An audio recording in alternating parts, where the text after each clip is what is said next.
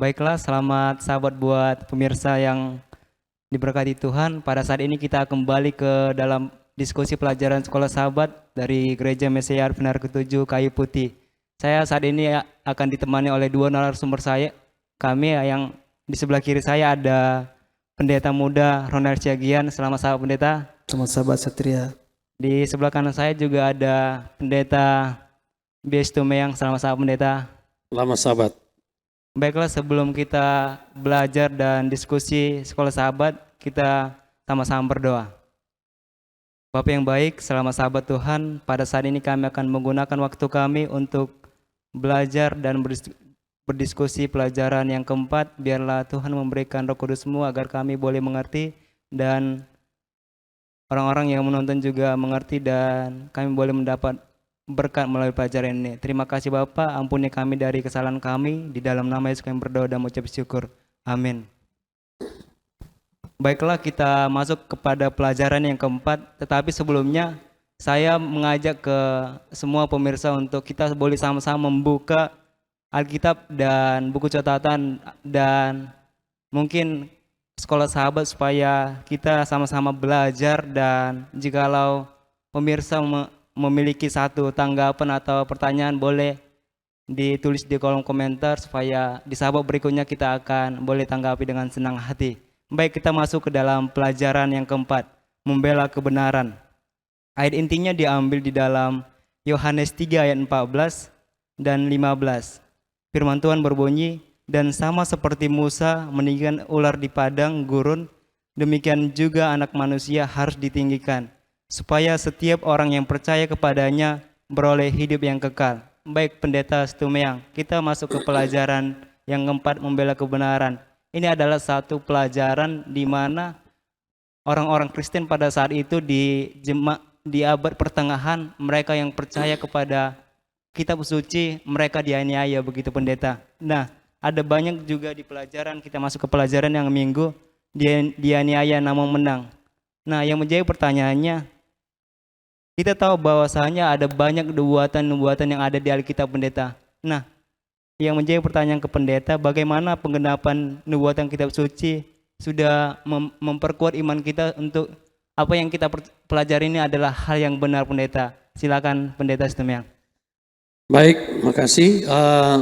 Umat Tuhan dimanapun saudara berada. Jadi bagaimana kita bisa dikuatkan dengan penggenapan kitab suci? Ya sudah pasti ya, kalau orang sekarang kan banyak meragukan kebenaran Alkitab. Tapi ketika kebenaran Alkitab itu boleh digenapi, maka orang yakin. Orang semakin percaya. Dan memang kalau kita baca Alkitab, ya, nubuatan-nubuatan Alkitab, secara khusus kitab Daniel dan Wahyu.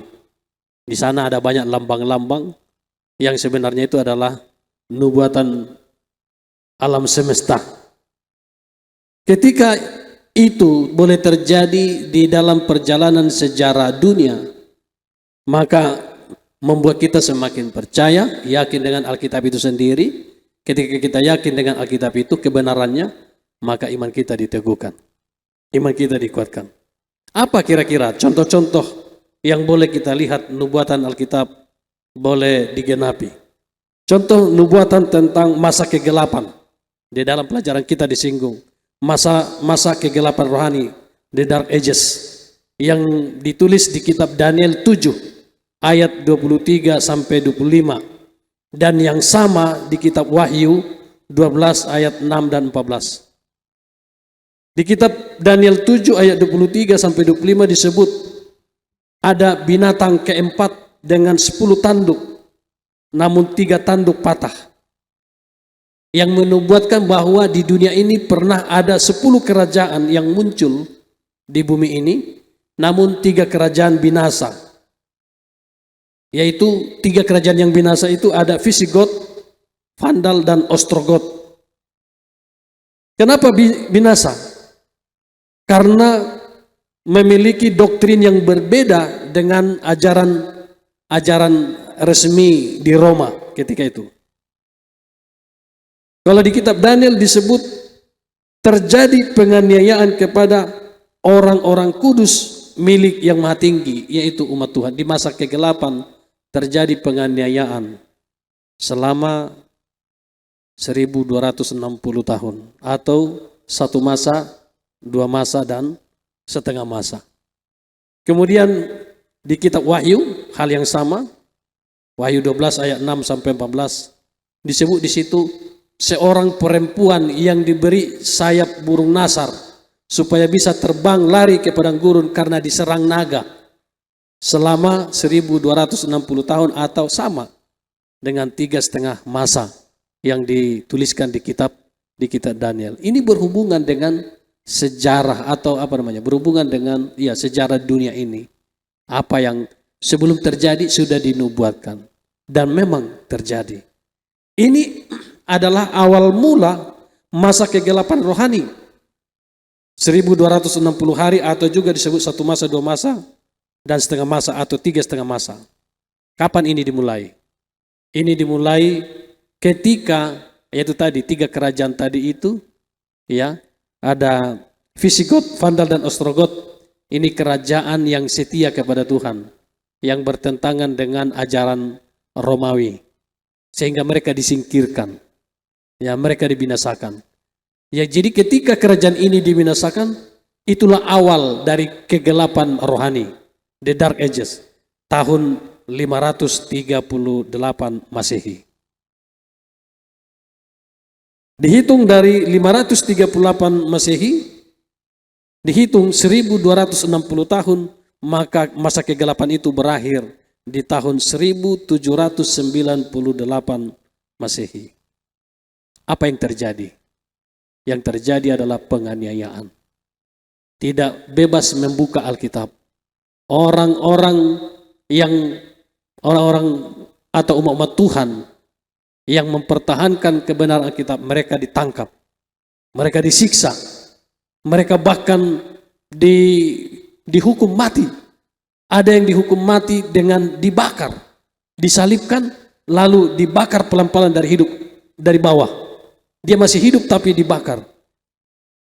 Banyak umat Tuhan menjadi martir oleh karena mempertahankan kebenaran Alkitab. Mereka mati oleh karena menaati firman Tuhan, membela kebenaran. Namun walaupun terjadi penganiayaan yang sangat luar biasa bagi umat Tuhan di masa kegelapan rohani, banyak yang mati disiksa dan dibunuh, namun kita melihat umat Tuhan selalu ada yang setia. Walaupun sudah dilakukan penganiayaan, bahkan pembunuhan, tapi masih tetap ada orang yang tetap setia kepada firman Tuhan. Yang terakhir siapa itu? Orang-orang Waldensia. Orang-orang Waldensia. Orang-orang Waldensia ini, mereka ketika penganiayaan itu terjadi, mereka lari ke gunung-gunung, ke gua-gua. Mereka bertahan hidup di sana. Di sana mereka mempelajari Alkitab, bahkan menerjemahkan Alkitab ke dalam bahasa mereka. Sehingga ada umat Tuhan yang tetap setia kepada firman Tuhan. Jadi inilah nubuatan yang sudah diramalkan di kitab Daniel, demikian juga di Wahyu, dan digenapi. Itu terjadi. Akhirnya apa efeknya bagi kita? Efeknya adalah kita melihat bahwa Alkitab itu benar adanya. Meyakinkan kita akan kebenaran Alkitab, sehingga menumbuhkan iman kita kepada Tuhan. Mungkin itu yang boleh saya jawab. Baik, terima kasih pendeta. Jadi poin penting di pelajaran yang di hari Minggu, saya mendapati bahwasanya penggenapan yang dari kitab suci itu bahwasanya sudah terjadi dan akan terjadi di hari-hari yang akan datang. Itu yang akan memperkuat iman kita untuk tetap di dalam Kristus, walaupun pada saat itu kita dianiaya, walaupun terdapat banyak orang-orang yang menganiaya kita. Nah, kita masuk ke pelajaran yang kedua di hari Senin. Pendeta Siagian, judul besarnya Terang Menaklukkan Kegelapan. Maksudnya bagaimana ini pendeta? Terus ketika kita membaca kitab Wahyu 2 ayat 10, janji apakah yang Allah berikan kepada mereka yang setia kepadanya dalam menghadapi kematian itu sendiri. Boleh dijelaskan pendeta maksud dari pelajaran dari hari Senin? Silakan pendeta. Ya, jadi pada pelajaran hari Senin, terang menaklukkan kegelapan ya. Jadi waktu kekristenan mulai berkembang dan bagaimana murid-murid dan para rasul mereka menyebar ke seluruh dunia, disitulah kegelapan tradisi ataupun praktik-praktik kekafiran, paganisme itu ditembusi oleh kebenaran Injil. Sehingga banyak sekali mereka yang tadinya turut ambil bagian di dalam praktek-praktik kekafiran ya, yang karena mereka sudah mengikutinya dari zaman ke zaman ya, ketika Injil diberitakan mereka menjadi pengikut-pengikut Tuhan yang setia. Mereka menjadi pengikut-pengikut Yesus yang setia. Mereka meninggalkan tradisi-tradisi kekafiran tersebut dan mereka menjadi umat-umat Tuhan yang setia. Tetapi pada tahun 65 pada tahun 65 Masehi ya, kira-kira tahun itu, Yudas, salah seorang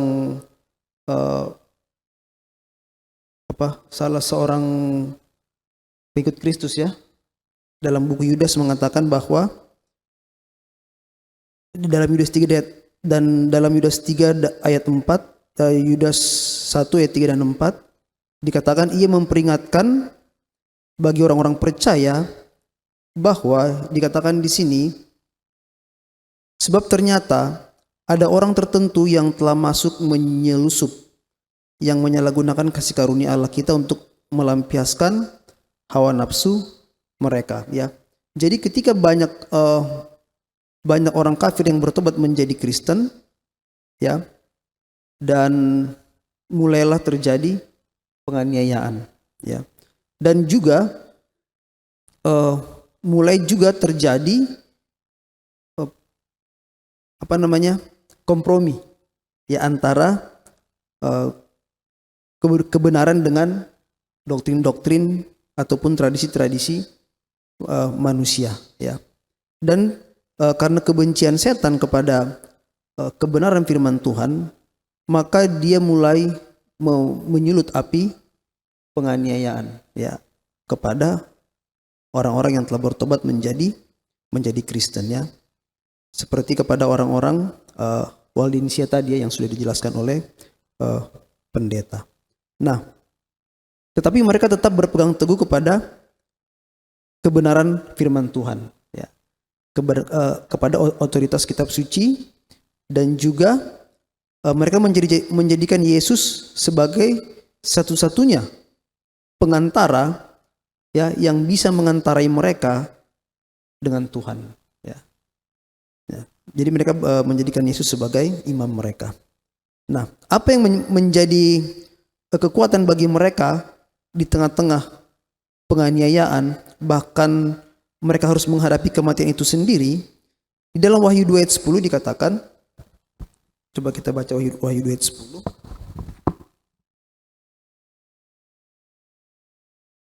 Firman Tuhan mengatakan, jangan takut terhadap apa yang engkau harus derita. Sesungguhnya iblis akan melemparkan beberapa orang dari antara kamu ke dalam penjara supaya kamu dicobai, dan kamu akan beroleh kesusahan selama 10 hari. Hendaklah engkau setia sampai mati, dan aku akan mengaruniakan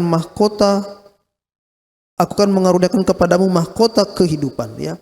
Jadi di sini dalam buku Wahyu pasal 2 ayat yang ke-10, kepada jemaat di Smyrna, jemaat yang teraniaya, dikatakan di bagian akhir, hendaklah engkau setia sampai mati, dan aku akan mengaruniakan kepadamu mahkota kehidupan ya.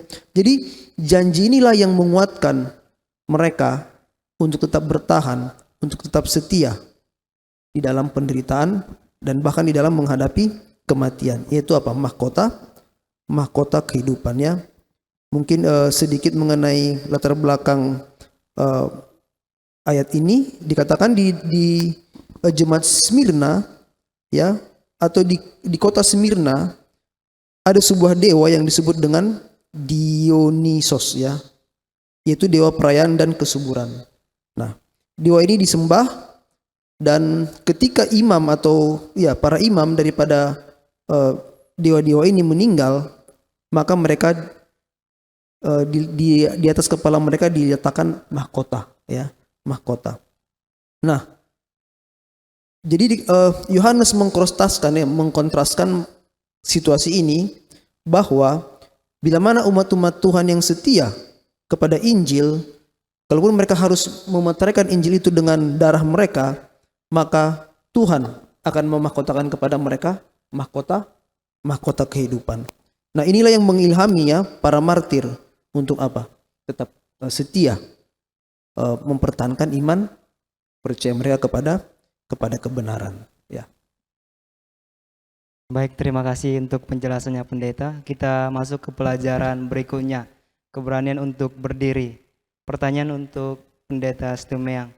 Nah, kalau kita lihat di pelajaran paragraf yang pertama, ciri dari kaum Waldensia itu masing-masing para pembaru adalah kesetiaan mutlak kepada firman Allah. Nah, di pelajaran sebelumnya kita mendapati bahwasanya walaupun mereka dianiaya, mereka tetap setia kepada Tuhan. Nah, sebagai orang muda mungkin ya, saya terpikir dengan pertanyaan yang dibawa pendeta. Bagi orang muda mungkin pendeta waktu masa mudanya mungkin ada banyak komunitas ya pendeta. Bagaimana pendeta memancarkan terang Kristus mungkin yang sudah pendeta pelajari di mahasiswa mungkin ya pendeta, untuk kita kabarkan ke komunitas kita yang mungkin yang ada di luar lingkungan kita begitu pendeta. Silakan pendeta. Terima kasih untuk saudara Satria. Jadi memang bagaimana kita dapat memantulkan terang Kristus bersinar dalam komunitas kita. Ya, tentu kita tahu bahwa terang itu akan kelihatan di tengah kegelapan. Sekecil apapun terang itu akan kelihatan.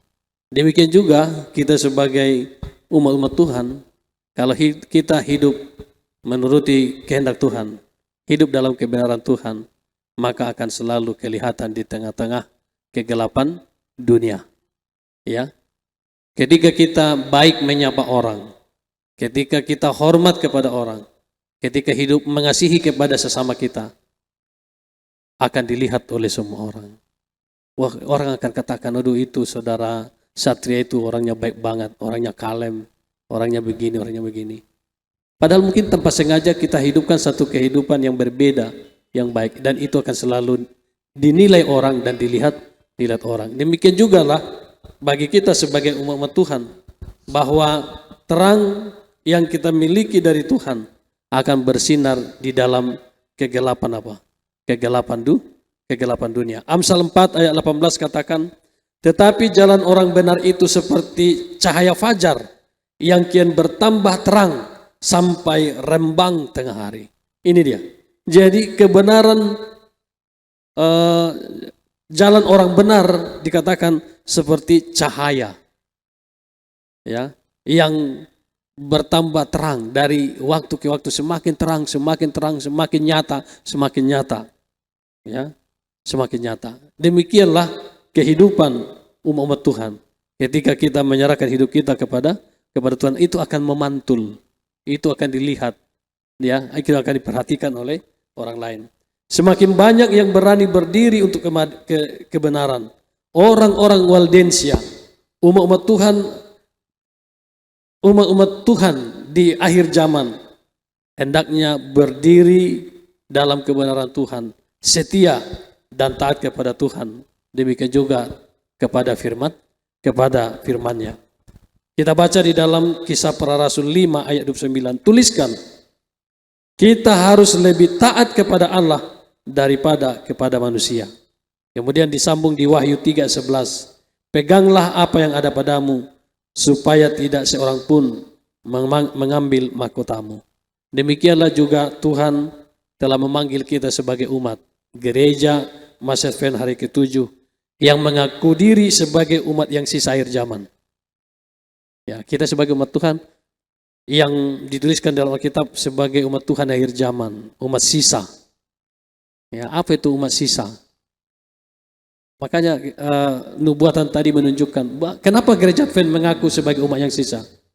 Karena gereja Advent itu muncul di akhir dari masa kegelapan rohani. Jadi umat yang sisa itu akan muncul ya di akhir dari kegelapan rohani. Muncul di sekitar tahun 1798. Gereja Advent ya lahir tahun 1844. Diorganisir pada tahun 1863.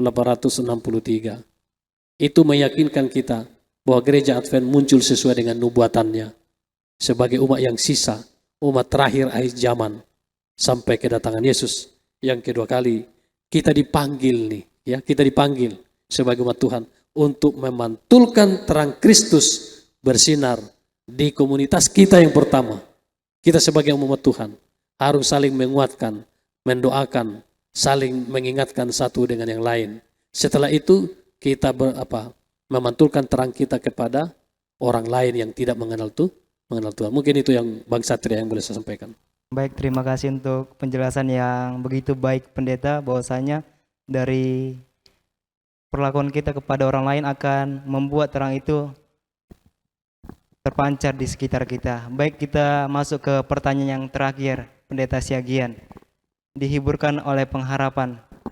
Pertanyaan begini pendeta, bagaimana orang-orang percaya pada abad pertengahan mengalami kenyataan pertentangan besar dan dengan setia mereka dapat lalui penganiayaan itu. Nah, sebenarnya pendeta, apa yang sebenarnya membuat kaum Waldensia pada saat itu mereka memiliki satu pengharapan bahwa Tuhan akan menolong mereka, padahal mereka pada saat itu mereka percaya kepada kitab suci dan dianiaya. Pendeta, apa yang membuat mereka terhiburkan begitu pendeta? Silakan pendeta Siagian. Ya, jadi pada masa itu orang-orang Waldensia mereka begitu setia kepada kebenaran atau kepada kitab suci, walaupun mengalami aniaya bahkan kematian, oleh karena mereka menggantungkan iman mereka kepada janji-janji Tuhan, ya, janji-janji Tuhan. Dan dikatakan ada satu janji yang begitu besar yang sangat mereka imani, yaitu janji akan kebangkitannya. Dikatakan sebab aku hidup, kamu pun akan hidup. Yohanes 14 ayat 19. Nah, bahkan dikatakan mereka menemukan kekuatan, ya, kekuatan yang cukup untuk menghadapi pencobaan besar, ya. Bahkan mereka menemukan sukacita melalui persekutuan dengan Kristus dalam penderitaannya. Jadi inilah kuasa daripada iman yang mereka hidupkan. Artinya ketika mereka beriman dan berpegang teguh kepada Kristus, dalam penderitaan pun mereka tetap menemukan sukacita. Mereka tetap menemukan kekuatan dan pengharapan. Nah, dan dikatakan kesetiaan mereka menjadi kesaksian yang kuat bagi dunia. Jadi mereka akan menjadi ilham, ya, ilham bagi umat-umat Tuhan yang lain, ilham akan kesetiaan mereka kepada Injil. Kalau kita baca di dalam Ibrani 2 ayat 14, ya, Ibrani 2 ayat 14 dan 15, saya boleh bacakan di sini. Ibrani 2 ayat 14, firman Tuhan mengatakan, karena anak-anak ini adalah anak-anak dari darah dan dagingnya, maka ia juga menjadi sama dengan mereka dan mendapat bagian dalam keadaan mereka. Ya, ini maksudnya Yesus, ya, menjadi sama dengan kita dan mendapat bagian dalam keadaan kita, supaya oleh kematiannya, yaitu kematian Yesus, ia memusnahkan dia, yaitu iblis yang berkuasa atas maut, ya. Jadi Yesus mati, ya, mati, dan kematiannya membinasakan iblis yang berkuasa atas maut, ya. Karena iblis mengklaim, ya, bahwa manusia sudah berdosa, maka bagiannya adalah apa?